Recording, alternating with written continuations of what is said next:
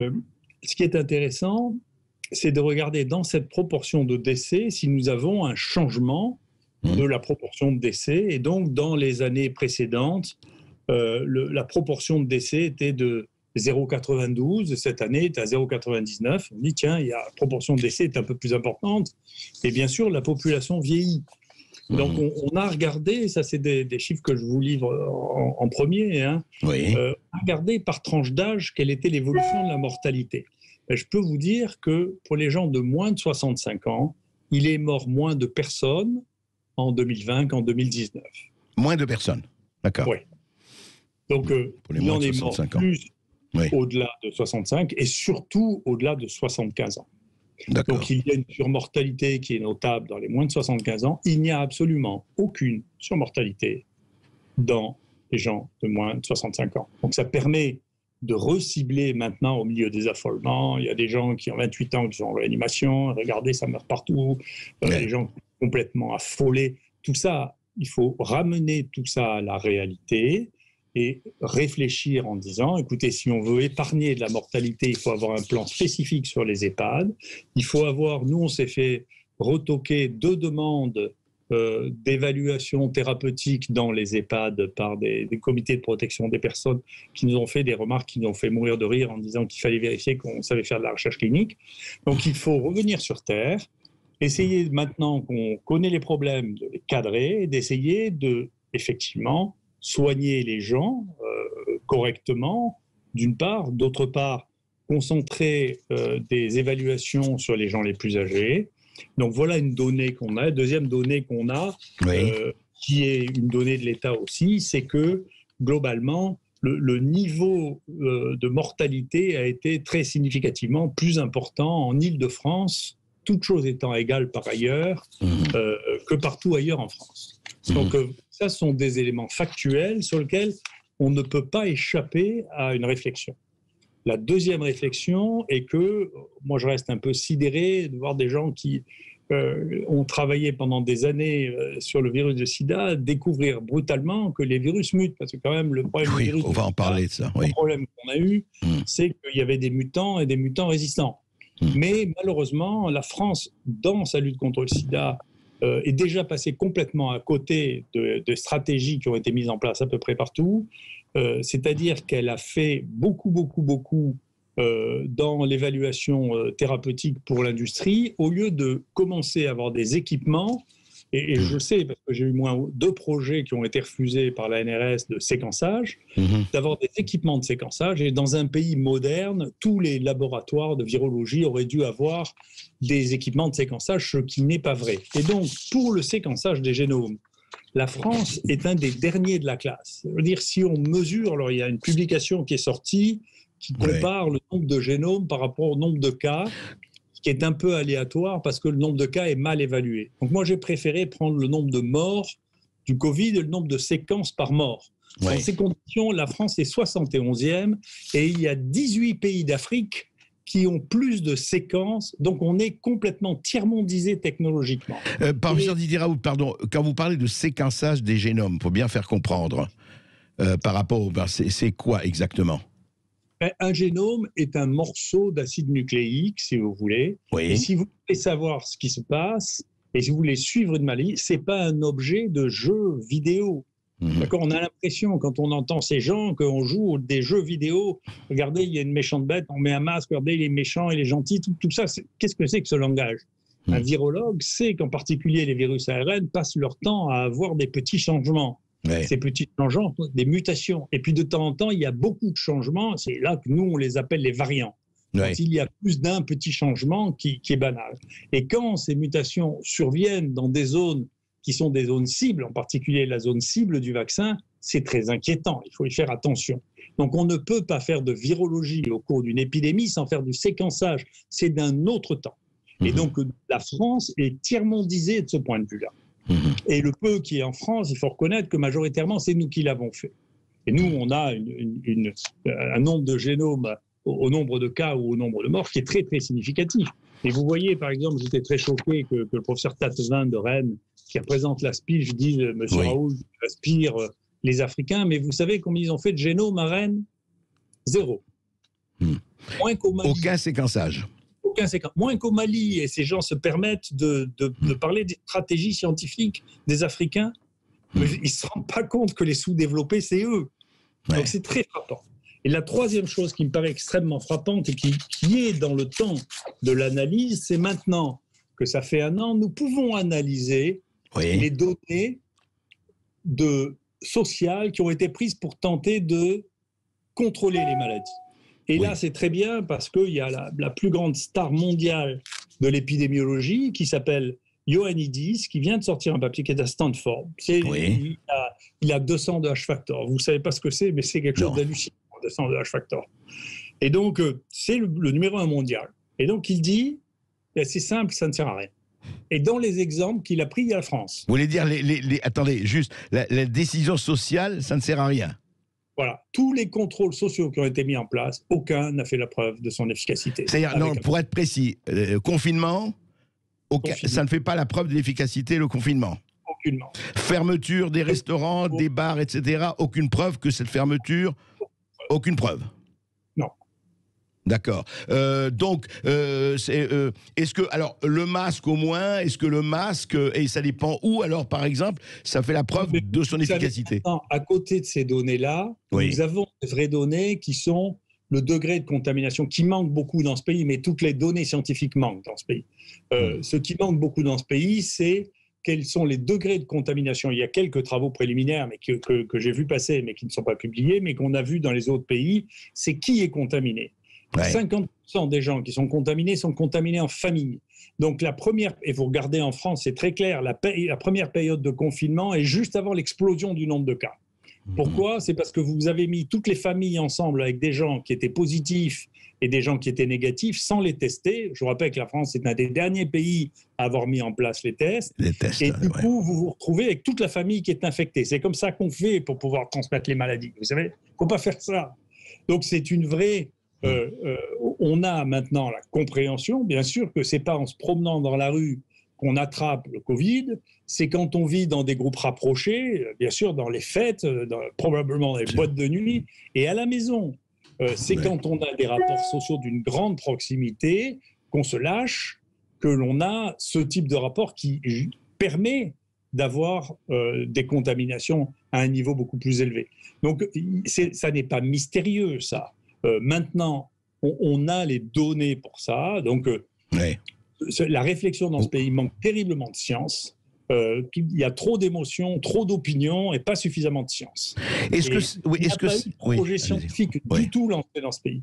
Alors justement, vous dites qu'il y a trop d'émotions et peut-être aussi trop de politique, enfin politique au sens politicien du terme.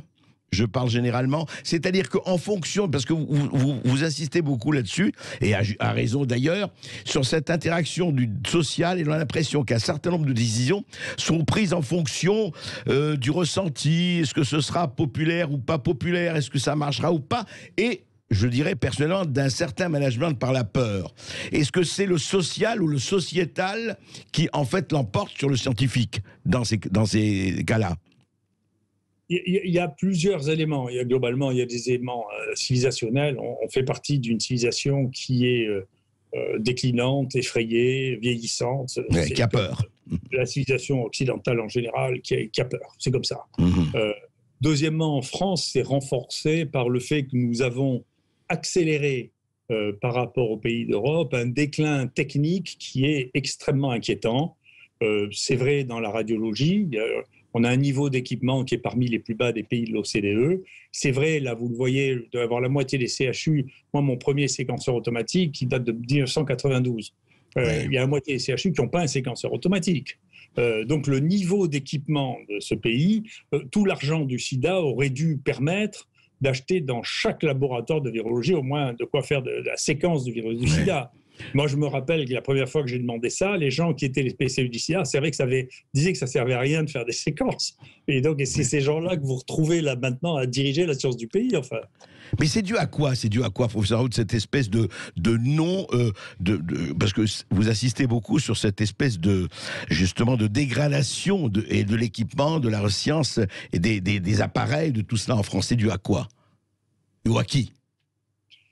c'est dû au fait que les institutions qui étaient en charge de ça, petit à petit, ont vieilli, qu'elles n'ont pas été renouvelées, qu'on ne sait pas les renouveler. Le secret de la France, vous le savez, le secret de la France, c'est la créativité administrative. Donc nous, on fait partie de cette créativité administrative. Les IHU ont été créés. S'ils ont été créés, c'est parce que l'INSERM ne faisait pas son boulot et que les hôpitaux ne faisaient pas leur boulot. Sinon, on n'aurait pas besoin de créer une nouvelle entité. Structure, oui. Les anciens faisaient leur travail. Donc c'était une constatation qui avait été faite, qui était ni de gauche ni de droite, mais qui était lucide, de dire, écoutez, qu'est-ce qui se passe? Les choses se passent mal, on n'arrive plus à avoir de pôles lisibles au niveau mondial, il faut recréer des pôles lisibles au niveau mondial. Et donc, comment on fait? Les IHU ont été créés pour ce projet-là, mais dès qu'ils ont été créés, nous, l'INSERM, le directeur de l'INSERM a essayé de torpiller, d'éliminer. Nous, on a eu un directeur de l'assistance publique qui a essayé de l'éliminer, bien entendu, parce que c'était une réponse à une vacuité scientifique et technique. Donc, il ne faut pas s'en étonner maintenant. Il faut continuer à faire... Moi, je n'ai jamais dit qu'il fallait un IHU, une maladie infectieuse. Il faut continuer à faire des structures qui, techniquement, soient capables de répondre à ces questions et des nids de connaissances qui permettent au pays de ne pas avoir simplement des gens qui donnent leur opinion, mais des gens qui sachent analyser les données, qui connaissent les données et qui aient un niveau scientifique compatible avec la richesse de ce pays. Et vous dites justement, vous en avez parlé, vous dites qu'il y a certaines structures qui veulent prétendre dire la science alors que ce n'est pas leur boulot. Je parle, parce que vous en avez parlé, de l'ordre des médecins. Notamment, qui dit à certains médecins, d'ailleurs de ville, attention, ne prescrivez pas ceci ou cela. Est-ce qu'il n'y a pas eu confusion des genres, ou vraie confusion des genres, là? Oui, il y a une espèce de retour au Moyen-Âge, là. Vous voyez, on vous dit, écoutez, voilà, on a décidé que c'était comme ça, c'est le dogme que vous devez appliquer. Donc, c'est le Moyen-Âge. Avant l'imprimerie, vous voyez, ça a été ça le grand schisme d'Occident. C'est est-ce qu'on a le droit de lire les textes par nous-mêmes ou est-ce qu'on doit écouter ce que nous dit le prêtre? Vous voyez, c'est ça le grand schisme d'Occident. Et donc là, on revient à ça, des gens qui ne lisent rien, qui ne savent rien, mais vous disent qu'ils savent. Regardez, j'avais pris un exemple, il y a la SPILF, là, toujours elle. Oui, la société affectueuse. Pour charlatanisme, oui. Qui répond aux questions de quelqu'un qui dit est-ce que c'est possible que le mRNA soit intégré dans le génome humain? Ils disent mais non, c'est impossible, parce qu'on dit ça depuis Monod, donc depuis les années 50. Il y a un seul sens qui va de l'ADN à l'ARN et aux protéines, et donc chez les humains, il n'y a pas les enzymes qui permettent de faire l'inverse, sauf qu'on sait depuis 1989 qu'ils existent, mais la SPILF ne le sait pas. Ouais. Et ça n'empêche pas de toute sa haute autorité de dire « Monsieur Raoult est un charlatan et il n'y a pas de transcriptase inverse chez les humains ». Donc, et ça n'empêchera pas demain le Conseil de l'Ordre de dire « Écoutez, vous savez, je n'ai jamais fait de maladie infectieuse, je n'ai pas fait un seul papier de ma vie, mais je vais vous expliquer comment on fait. Moi, j'ai inventé une quinzaine de traitements dans ma vie. » Vous voyez, donc... Ouais. J'attends ça avec gourmandise. Puisque ces mystères nous dépassent, feignons de les organiser, disent les institutions. Professeur Raoult, on se retrouve dans 2 minutes, même pas, juste après cette pause. Merci et à tout de suite avec le professeur Didier Raoult. Et nous sommes toujours avec le professeur Didier Raoult, directeur de l'IHU Méditerranée Infection, en direct de Marseille. Et nous parlons effectivement des lignes du front et de cette drôle de guerre, on peut le dire, qui n'a rien à voir en 1940, encore qu'on pourrait voir quelques parallèles qui ne seraient pas peut-être très flatteurs. Mais en attendant, professeur Raoult, on va peut-être parler des traitements. D'abord, vous insistez aussi sur le fait que c'est très bien de faire, mais il faut traiter, il faut s'occuper des malades. Vous revenez à ça, et on a l'impression effectivement qu'à un moment donné, en attendant effectivement, je ne sais pas, le miracle, le vaccin ou la main céleste, il ne fallait rien faire. C'est-à-dire rester chez soi, prendre du Doliprane et appeler le 15 en cas de nécessité. Et vous insistez toujours, et c'est pas nouveau, sur le fait de traiter, que les médecins, ça s'appelle des médecins traitants, les médecins soignent et prennent en charge. Vous insistez sur la prise en charge. Je voudrais qu'on parle un peu de cela. Oui, bien sûr, parce que d'abord, si vous voulez, l'idée qui était vraiment une première depuis plus de 2000 ans, qu'on pouvait soigner, on pouvait refuser de soigner les malades, est une idée qui laissera des traces dans le temps.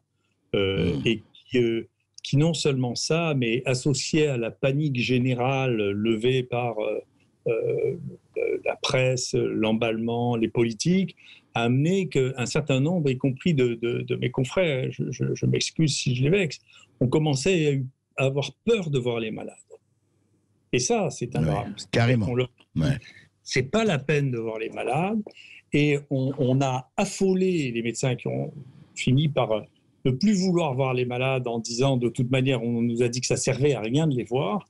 Et donc, la base de notre métier, qui est d'abord d'observer, en particulier dans une maladie qui est nouvelle, que personne ne connaissait, pour lesquelles les recommandations ont été basées sur les recommandations qu'avait faites le Center for Disease Control aux États-Unis pour la grippe, ce qui n'a rien à voir, ce qui est une autre maladie. Donc, si on avait observé les malades, on se serait rendu compte que l'atteinte respiratoire n'était pas du tout du même ordre. On se serait rendu compte qu'effectivement, il y avait ce qu'on voit assez rarement dans les infections respiratoires, des atteintes de l'odorat et du goût, ce qui fait que d'ailleurs, parmi les gens qui ont très très bien travaillé en France, il y a eu les ORL qui ont fait une grande production scientifique de très très grande qualité, avec la mise au point de techniques de rééducation de l'odorat qui sont très importantes à mettre en place très tôt. Nous, on commence dès que les gens ont une perte de l'odorat. Les ORL chez nous, on fait un tuto et on leur dit « faites ça parce que ça se rééduque l'odorat et si vous le rééduquez, vous l'avez moins longtemps ».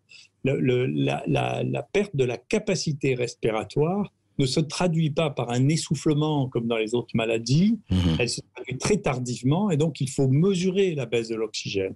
Il y a des troubles de la coagulation qui se terminent par des embolies et donc il faut traiter ces troubles de la coagulation et bien sûr, nous en plus, on a utilisé des médicaments efficaces directement sur le virus et la réponse inflammatoire qui sont l'hydroxychloroquine et l'azithromycine. Donc tous ces éléments-là sont des éléments qui permettent, nous on a une mortalité chez les gens qui arrivent en ambulatoire qui est de l'ordre de 1 pour 1000, alors que la mortalité dans les pays qui sont vraiment occupés très précisément des malades sans traitement spécifique, comme l'Islande qui a fait un très très bon travail, la mortalité est encore de 3 pour 1000. Donc on voit bien que si on s'occupe correctement des gens, mais ce n'est pas une nouveauté. Les médecins doivent s'occuper. Il n'y a pas que les thérapeutiques spécifiques. Après, on a rajouté des techniques d'oxygénation hospitalière à très très haut débit qu'on a pris chez les réanimateurs et qu'on n'avait pas avant. Et tout ça est très évolutif. Et bien entendu, il n'y a qu'en voyant les malades et qu'en essayant de répondre aux questions sur nos échecs que l'on améliore sans arrêt la qualité du soin. C'est la médecine. Mais alors, ce que vous dites, vous, c'est qu'il y a des médecins qui ont été... Enfin, je pense que la plupart des médecins ont essayé de faire ce qu'on veut, mais on les a découragés, on les a découragés peut-être de prescrire. Je parle du médecin qui reçoit un malade qui n'est pas dans son état, enfin, dans un bon état, et il dit « oui, mais je ne peux rien faire pour vous ». Enfin, ça a été un peu ça, chez certains. Il y a eu ça, il y a même eu jusqu'à des médecins qui ont dit... Vous savez, quand les consignes de la Direction générale de la santé étaient de dire, écoutez, restez à la maison, c'est pas la peine de voir votre médecin. Et si vous êtes essoufflé, téléphonez au SAMU. Ça veut dire que de fait, vous avez exclu le médecin traitant. Vous l'avez sorti de l'histoire. Donc le médecin traitant dit, écoute, donc, moi je ne sers à rien. Pour peu qu'effectivement il soit sensible comme une partie de la population à cette espèce d'affolement en disant c'est Ebola qui a débarqué, maintenant on va tous mourir. La pandémie, oui. Ça ne sert à rien et vous risquez d'attraper ça et en plus l'État ne vous a pas fourni les masques pour vous protéger. Il y a des médecins qui disent, moi je le sais parce que des malades que j'ai vus qui me l'ont dit. Ils m'ont dit, moi j'ai téléphoné à mon médecin qui m'a dit non, c'est pas la peine que je vous voie, quand vous respirez plus, vous irez à l'hôpital. Vous voyez, donc il y a eu la coupure de la voie naturelle de la médecine, si vous voulez, qui est quelque chose qui est extrêmement grave. Le médecin traitant, c'est ça, c'est fondamental. Ouais. Alors, justement, je voudrais... Alors, parlons des traitements et parlons de cela et parlons surtout... Enfin, on parle beaucoup maintenant, évidemment, on en parle, et non seulement on en parle, mais on agit. Et vous avez beaucoup parlé dans vos vidéos, justement, des vaccins. Parlons un tout petit peu du vaccin, parce que là aussi, il ne s'agit pas d'être anti-vaccin ou pour vaccin. Le problème, il est là. Quel vaccin? Et là aussi, il y a une pédagogie qui n'est pas... très clair, c'est le moins que l'on puisse dire. Je ne parle même pas de l'absence de doses, puisque actuellement on constate que ce qu'on avait commandé, on ne les a même pas. Quelle est votre réaction de médecin, de scientifique là-dessus? Je vous conseille la lecture du livre que j'avais écrit sur les vaccins, qui n'est pas si vieux et qui, à mon sens, est toujours pertinent. Les vaccins, comme vous dites, c'est pas blanc et noir, comme dans la société binaire dans laquelle on est, dans laquelle on a l'impression qu'on n'a plus de place du tout pour la réflexion. C'est pour ça que j'ai une émission qui s'appelle « On a le droit d'être intelligent », parce que je me suis vraiment demandé si on avait encore ce droit-là. De moins en moins, de moins en moins. De moins en moins. Enfin, on est un club qui s'autorise ça. La vaccination, ça doit toujours être réfléchi en termes de coût-bénéfice. Donc, Bien sûr. quel est le bénéfice que j'ai à espérer à être vacciné et quel est le risque que je prends? C'est le bénéfice-risque. Et donc, les gens qui ont un risque important, et donc, moi je l'ai dit, je suis d'accord avec la première stratégie mise en place par le gouvernement, c'est les gens qui sont surexposés au virus et qui sont en risque. En pratique, les médecins, les infirmières âgées, le risque d'attraper la maladie est important, d'en faire une forme grave est relativement important quand on est âgé, plus de 65 ans, et le risque à court terme du vaccin, encore une fois, les seules notions que nous ayons sur le risque de ce vaccin, c'est des risques à très court terme. Ça n'a pas été évalué pendant un an. Sur le long terme, oui.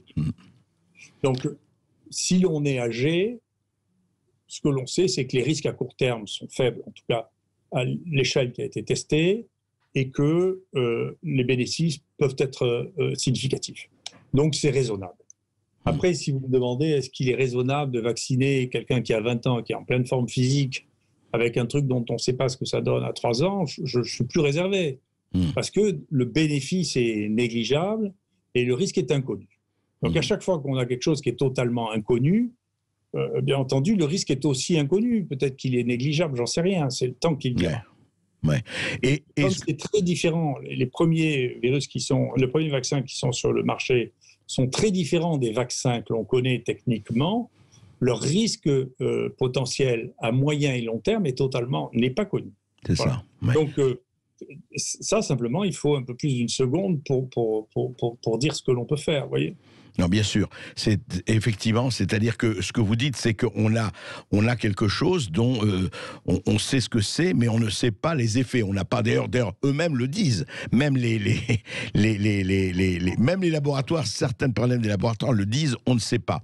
Et alors après, il faut prendre ses responsabilités. Et il faut prendre ses responsabilités, à votre avis, quand vous voyez, par exemple, que les gouvernants disent de toute façon, et ça a été, je ne parle pas seulement de la France, ça a été le vaccin va nous sauver.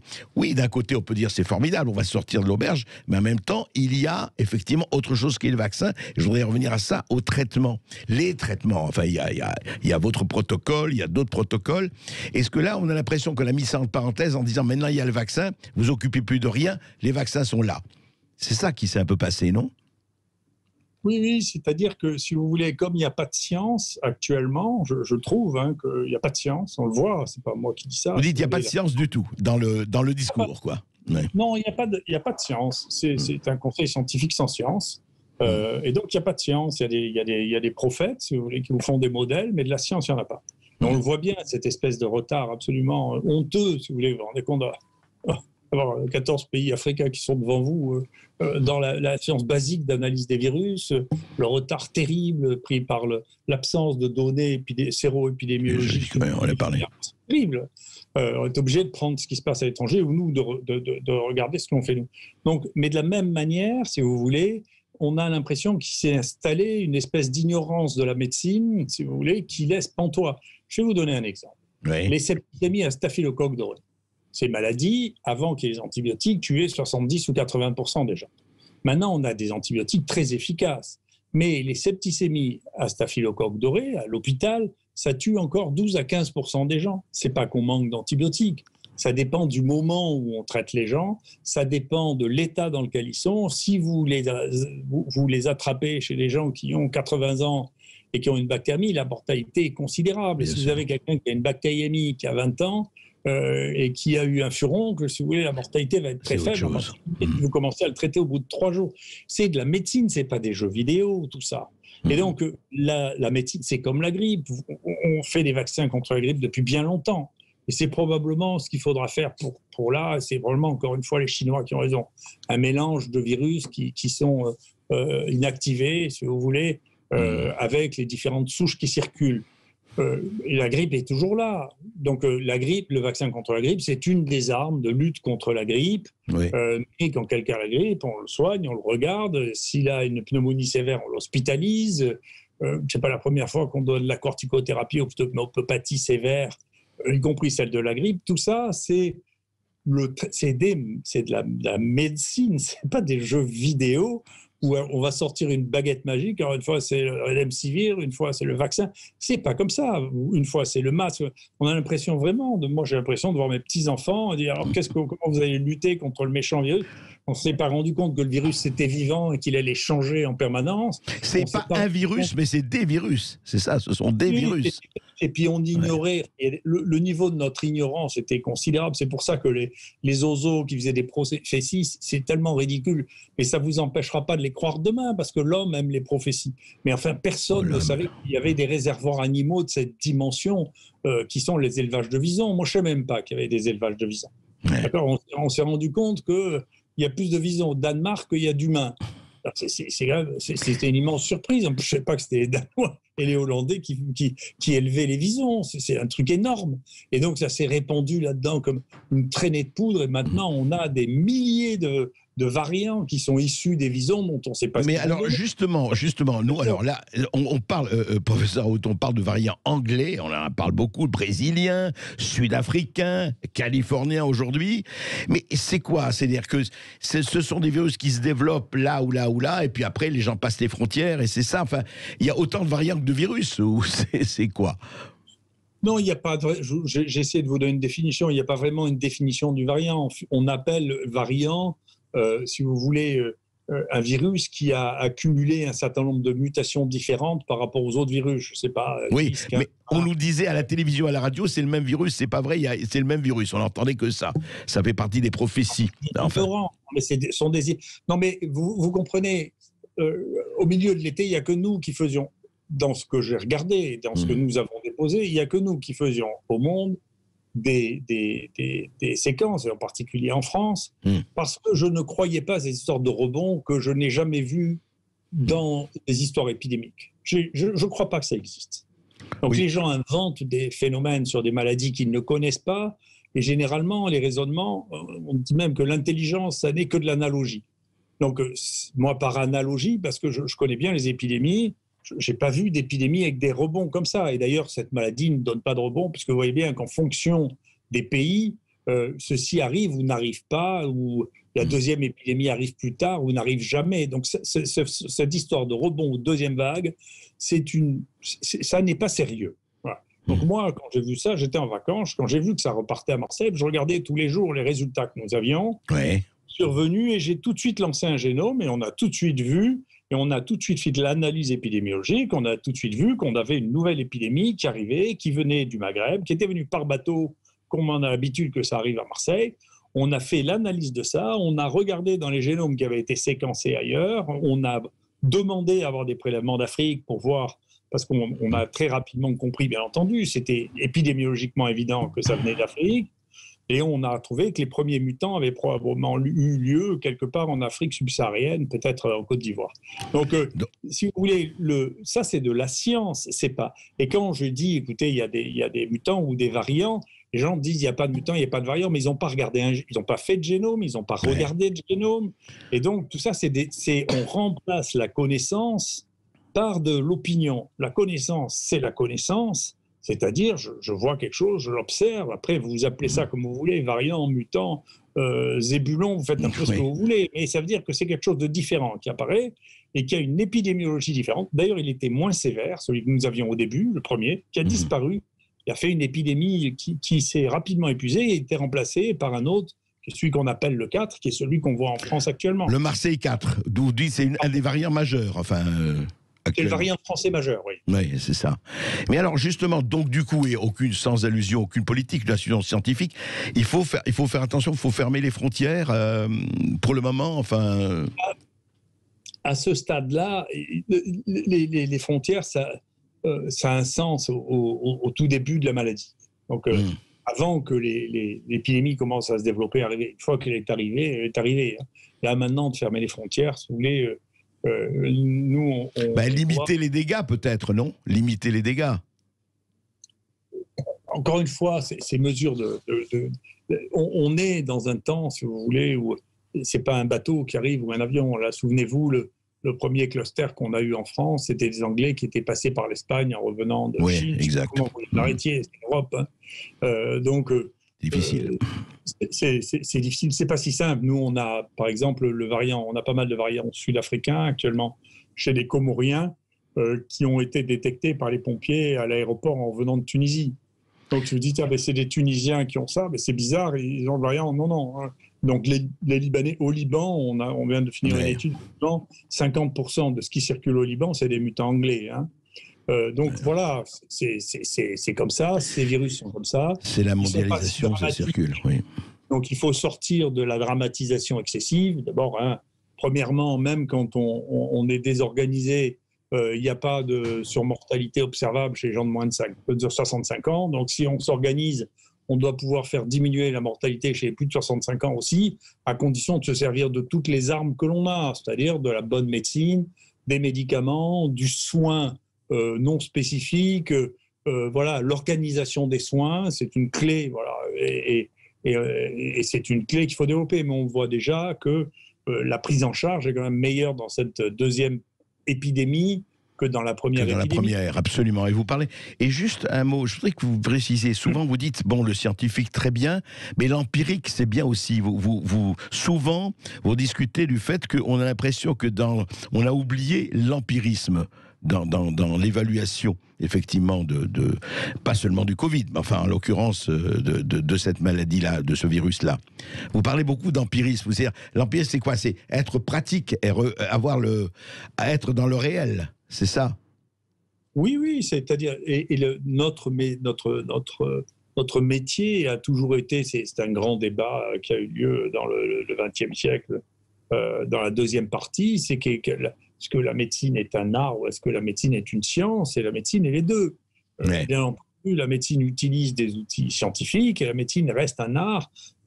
La prise en charge médicale, si vous voulez, est un élément majeur de l'issue de la maladie. Enfin, à tous les niveaux et à tous les moments et à tous les étages.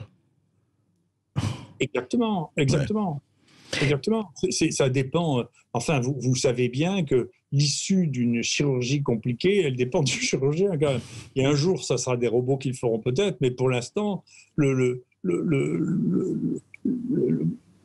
vraiment le délit d'initié le plus important de tout, c'est savoir par qui se faire opérer ou par qui se faire soigner quand même. C'est vrai, il faut mieux. Et c'est vrai que c'est subjectif. Je voudrais revenir à ça. Donc, professeur Raoult, toutes ces discussions, et je ne dis pas qu'elles ne servent pas, toutes ces questions sur couvre-feu à 18h, couvre-feu à 20h, confinement, déconfinement, etc., vous dites que ces discussions sociétales qui ne s'attaquent pas véritablement aux faits scientifiques de ce qu'on peut connaître au bout d'un an de ce virus. Toutes ces discussions en disant, voilà, maintenant, parce qu'on parle que de ça. Alors, je sais que vous dites, oui, mais moi, ça, c'est pas mon problème, c'est le problème scientifique. Mais quand même, ça concerne tout le monde. C'est le sociétal et le social, ou le politique, si vous voulez, sur le médical. Et on a l'impression que l'un recouvre l'autre, en tout cas en partie. C'est pas ce que je viens de vous dire. J'ai dit pendant un an que c'était un problème qui me paraissait un problème social et politique, et que, en tant que tel, c'était un problème à régler, et les initiatives étaient à prendre par les gens dont c'est la responsabilité. Maintenant, je vous ai dit au début de ça, on n'en est plus là, on est un an après. Ouais. Donc, les politiques, on peut très bien les évaluer, et ça, c'est de la science. Et je vous ai dit, quand c'est évalué par le meilleur épidémiologiste du monde, il dit ça n'a pas d'influence sur l'évolution des épidémies. Donc, il y a un an, on pouvait dire n'importe quoi, c'était une question d'opinion. Maintenant, c'est plus une question d'opinion. Après, je connais, j'espère que vous avez vu mon tour de carte. J'ai l'habitude de voir que les gens disent non mais vous prenez ça, mais moi je prends ça. Moi ça ne m'intéresse pas, je prends toutes les données. Et l'analyse des données, si vous voulez, je crois qu'il y a des gens dont c'est le métier très profondément de le faire. Moi, il y a des choses que je sais faire. Je préférais que les gens qui n'ont jamais fait de séquence ne se posent pas de questions trop sur les génomes, mais demandent à ceux qui savent, plutôt que d'avoir une opinion, parce que c'est ridicule. De la même manière, sur les interprétations à la masse, moi je regarde, j'ai vu les taux de corrélation. Quelqu'un a fait ça, d'ailleurs aussi à Paris. J'allais à essayer de corréler les différentes données de mortalité avec les mesures qui avaient été prises. Et la seule chose qu'il ait trouvée, c'est la précocité de la mise en place des tests diagnostiques. Ouais. Ça, socialement, ça a une importance. Voilà. Et là, maintenant, encore une fois, très bien, le papier de Ioannidis va faire vraiment une presque jurisprudence considérable pour les scientifiques. Oui, bien sûr. Mais c'est important que ça passe. Regardez comme vous, quand les pompiers, les marins-pompiers dans les eaux usées de Marseille ont constaté la non-corrélation entre le virus et le confinement, puisque la baisse de la charge virale avait commencé avant le confinement, d'après l'examen des eaux usées dans le port de Marseille. Bien sûr, et puis ils avaient fait eux-mêmes, ils étaient spécialisés, là ils ont un groupe qui est tout à fait extraordinaire. C'est très beau en même temps dans cette épidémie parce qu'on voit naître des vocations et des qualités là où on ne les attendait pas, c'est beau à voir. Hein. Du coup, ils se sont spécialisés dans les prélèvements, dans le risque de l'environnement. Et ils vous disent, vous savez, nous, on a prélevé les restaurants pendant qu'ils étaient encore ouverts, on n'a jamais trouvé de positif. Et ceux où on trouve des positifs, c'est les pompes à essence en self-service, alors que celles où on est servi, bien sûr, il n'y a pas de risque. C'est les barres d'autobus, c'est les barres de caddie, c'est les boutons d'arrêt d'autobus.